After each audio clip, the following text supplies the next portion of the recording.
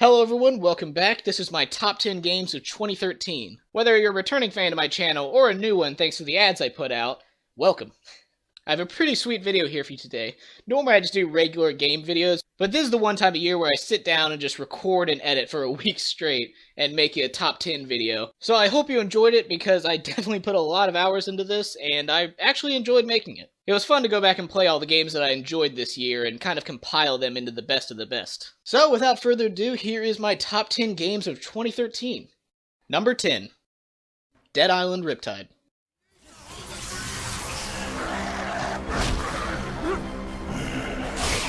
While it may not be the most polished game of the year, I had tons of fun playing it. Sure, a lot of the issues from the first game appear here too. I think actually all of them do, when I think about it. But everything that was fun about the first game has been greatly improved. A big thing that I like about this game series is that it's a first-person zombie game that focuses on melee combat rather than guns, and you don't see too many games like that. This time around they have even more weapons and weapon types, including the awesome modded weapons from the first game. It's also one of those few big zombie games that actually gives a sense of fear. Sure, you respawn after death with a cost penalty, Borderlands style, but that doesn't make the hordes of zombies coming after you with only a katana or spiked bat to defend yourself any less intense. So if you enjoy open world zombie games that give a lot of options on how to play, I would highly recommend picking this one up. Me, go! Number 9. Tomb Raider.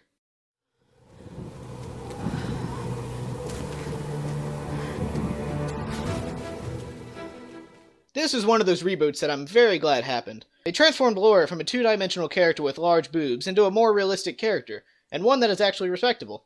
The old Laura just seemed to get out of every situation with ease, which was a trend with a lot of older game protagonists. Gaming today has become a much bigger industry, and people are actually looking for characters that are more relatable.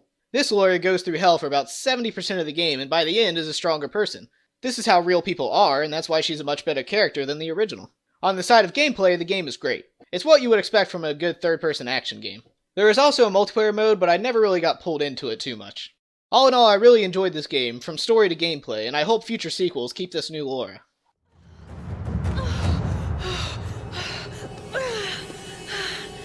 I hate tombs. Number 8. Pokemon X and Y. This is a Pokemon game. If you already have an opinion on the series, this game probably won't change it for you. You start as a teenager in a small town, a professor gives you a Pokédex, you choose from 3 starter Pokemon, you defeat 8 gym leaders, there's an evil organization you need to stop, you catch a legendary Pokemon, defeat the Elite Four, become champion, and then the credits roll. If you don't like this formula, you probably still won't. However, if you're a fan of Pokemon games, buckle up because this is a big one. The most obvious change is the newly 3D world, and it is beautiful. Your character is now taller as a result, and you can actually customize their look pretty deeply. And battles now take place in full 3D as well. Being a Pokemon fan since childhood, I can tell you how awesome it is to be able to essentially play Pokemon Stadium on a portable console. If you're one of those people that sticks to one generation of Pokemon and shuns the rest, you're only hurting yourself. This is a great addition to the series and one of the biggest changes in the entire series itself. Missing out on this game as a Pokemon fan would be a pretty big mistake. Number 7. Grand Theft Auto 5. Sir, can I talk to you for a second? The fuck are you talking about? I am talking about a hotline straight to heaven. If you're wondering why this is so low on the list, let me explain for a second. This game is amazing. I was very impressed with how well the visuals held up on current-gen consoles. The characters are also very well done, Trevor being easily one of my favorite characters of the year. With many hours of content, I can safely say this is the best GTA in the series. However, this is from one playthrough. After I finished the game, I was completely satisfied. I was happy with the journey and how it ended. But that's the thing. Open world games like Skyrim and Fallout New Vegas continue to give great content long after the credits roll. I'm 140 hours into Skyrim and I still have about 50 side quests to finish. Maybe even more after that. I felt like after I finished GTA 5 that it was just done. Sure, there were a few side quests here and there, but the amazing character interaction and creative missions were just gone as soon as the story ended. Also, the heists, while they were fun, were very scarce. About 5 heists in the entire game was way too small for me. They built it up as this big part of the game, and it was barely even in it. And when it wasn't nearly as customizable as they said it would be. It essentially boiled down to choose A or B, and there you go. On the multiplayer side of things, I was very disappointed, and in the Grand Theft Auto fanbase, I was not in the minority of that judgment. This is largely due to it being broken for over a month after release. The few times I did get in, it was plagued with bugs, and even now as this video is released, they still haven't implemented all the things they promised on launch. The main story alone would rank this game higher on the list, but as a whole package, I can't in good conscience rank it any higher than all the other games here. Stay the fuck away from me. What? But it's a good cause. Number 6. BioShock Infinite. What we got planned, boys?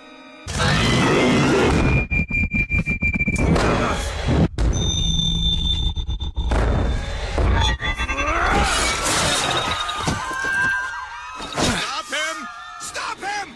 To be honest, I was never really a big BioShock fan. Before this game, I had only dabbled in the first one and bought the second game because it was on sale. On the gameplay side of things, it's what you would expect from BioShock, except this time around you have a skyhook that adds some unique gameplay and speed to the shootouts. My main reason for putting this on the list is less about gameplay and more about the story, and the characters involved. While I still feel the plot was made complicated just for the sake of being complicated, I still really enjoy the interactions between Booker and Elizabeth. It's one of those games where I actually care about what happens to the characters, rather than racing through it just to beat the game. The ending of this game showed there are infinite universes and alternate dimensions out there just waiting to be explored, and if they keep up with the good work they put into this game, I'll definitely be buying the next game in the series.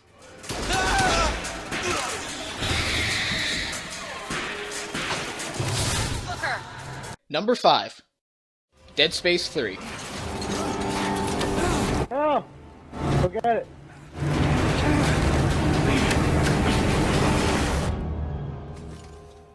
For those who played this game the way it was meant to be played, in co-op mode of course, you would have experienced one of the best co-op games this year. Not only did it have very solid gameplay, awesome customizable weapons, about 20 or 30 hours of single-player content, but it also had unique things that would only happen in co-op. Player 1 plays as Isaac, and Player 2 plays as Carver. And if you're unlucky enough to play as him, like my friend Tim was, you'll be subjected to some pretty disturbing imagery. Basically, throughout the game, Carver is hearing and seeing things that Isaac can't, because he's going crazy and it's not real. This is awesome for co-op, because your friend will be fighting things that you don't see and hallucinating pretty creepy things. That's why I also give this game Co-op Game of the Year. If you have a friend to play this with, I highly recommend giving it a full playthrough. Get close. Shoot for the lips. You got that? I said you got that! Yeah, okay. Number 4. The Last of Us. Okay, double time. They're coming. I know. Okay, that's good, go.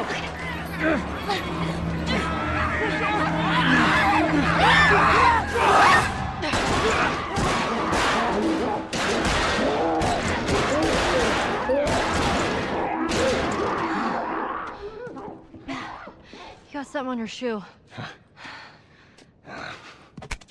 Gross. While it's not a big surprise that Naughty Dog created another Game of the Year contender, it is pretty amazing to see a game that tops all of their other games, considering just how good all of their other games are. It blends very polished survival gameplay with some of the most emotionally engaging writing I've seen all year. I'm not afraid to admit it, I cried during the scene at the beginning of the game with Joel and his daughter. The game doesn't let up after that either, so make sure you pack some tissues for the trip. This is easily one of the most memorable titles ever released on the PS3, and I really hope the inevitable sequel is just as good or even better. While also being number 4 in the general games list, I also give this game PlayStation 3 Game of the Year, which it definitely deserves. Number 3. Dead Rising 3. Oh yeah.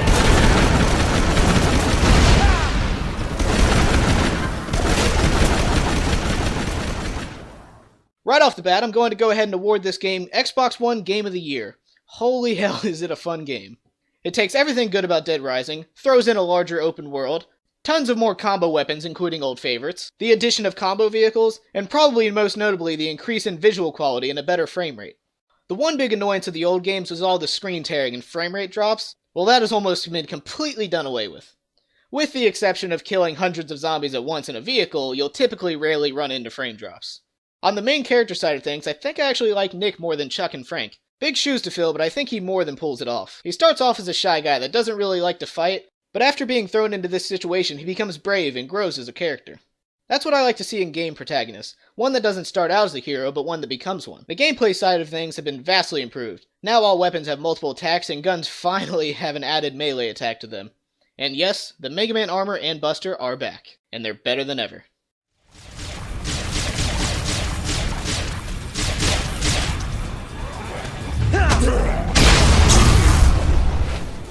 All in all, this is a fantastic game. Easily the best launch title for the Xbox One, and one that I see myself playing for a long time. Number 2. Assassin's Creed 4 Black Flag.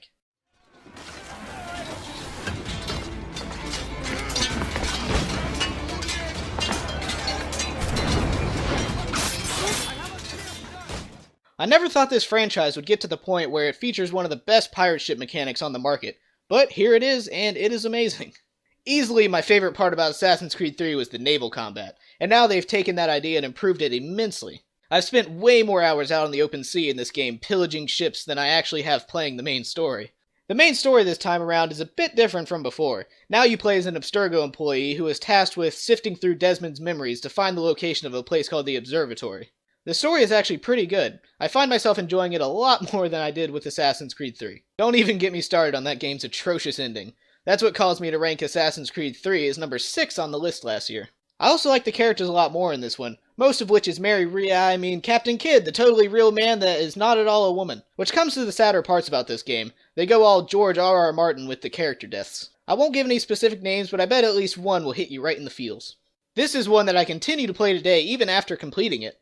And with the Season Pass I purchased, I'll be enjoying it some more in the future. This game was actually number 1 on my list when I first started adding games to the list, but then I remembered a game that came out earlier this year, and that immediately took its place. So let's not waste any time, on to the number 1 spot. We're finished here.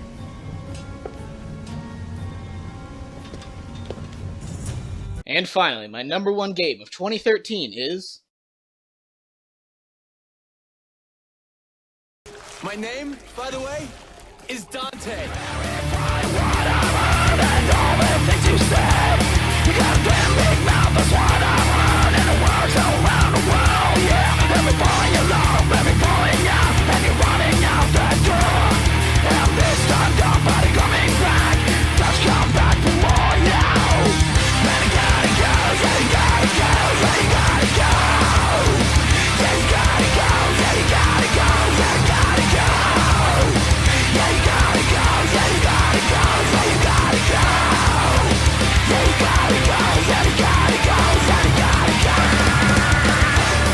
DMC Devil May Cry. After 5 long years, Devil May Cry is finally back. You may not recognize it, but it definitely holds up to all the previous games.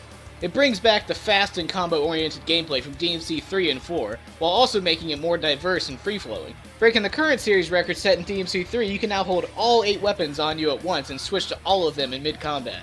This adds a ton of variety and eliminates the hassle of having to swap out weapons at the Divinity statues. The same applies to the style system from before. They removed the different styles and instead made them part of regular combat. Osiris uses the prop and shredder from Swordmaster, Angel Dash and Angel Glide replace Trickster, Demon Evade replaces Royal Guard, and the guns all have their special abilities from Gunslinger by default. Some new like Inverse Rainstorm, and some returning like Firecracker. If you're a big fan of the series, you will notice a lot has stayed the same. Dante and Virgil are still twin brothers, they still have Sparta and Ava as their parents, although she's now an angel, and Mundus is still the Demon King. Everything else, well, it's a big change from there. If you've seen the movie They Live, the premise will be easy to get into. The world is run by demons that disguise themselves as humans so they can take control from the shadows. This is a great story. Combined with Ninja Theory's unique art direction, it adds up to an experience unlike anything else this year. You get a more relatable Dante in this game as well. Instead of being a badass from day one, he starts out as kind of a whiny dick, but the journey is what this game is all about. Seeing Dante change from the arrogant guy he is at the beginning of the game, But you'll be making a grave mistake. Not just for yourself, but for mankind. For mankind? Yes. What makes you think I give a shit? to the more responsible Dante at the end is a great ride. The world is under my protection now. You've chosen the wrong side. I found myself enjoying this game a lot more than the originals. From the story to the more free-flowing combos and combat, I felt like this is what the series was missing. You also see more of Virgil than you ever have before, and I thought it was awesome to see Dante and Virgil before they went their separate ways. I've always wanted to see Dante and Virgil before the events of DMC 3, and I think this game captures what that would be like. The ending changes this, however, and you get a glimpse of the Virgil we all know from the original series. The one who is cold and will do anything for power, although this time he goes a little darker than before. Getting to play as Virgil again was also pretty cool. Like before, he doesn't have as many weapons or combos as Dante does, but he makes up for it with his speed and power. Now he can even teleport straight to an enemy or warp them straight to him, which is awesome to use in combat. Now yes, the game isn't perfect. Some, to put it nicely, loud fans were very assertive about that from the beginning. The writing could have been a little better at times. Your prime date, you ugly sack of shit.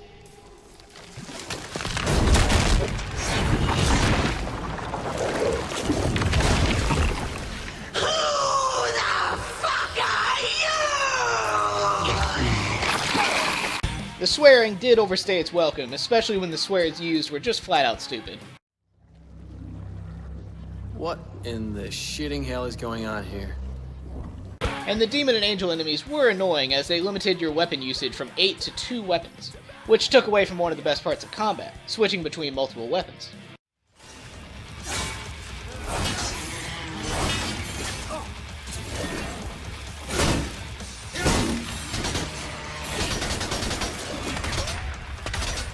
But none of that is enough to ruin my experience. I was even a fan since the very first trailer back in 2010. I don't know what it was, but something about this game just hooked me and it hasn't let go since.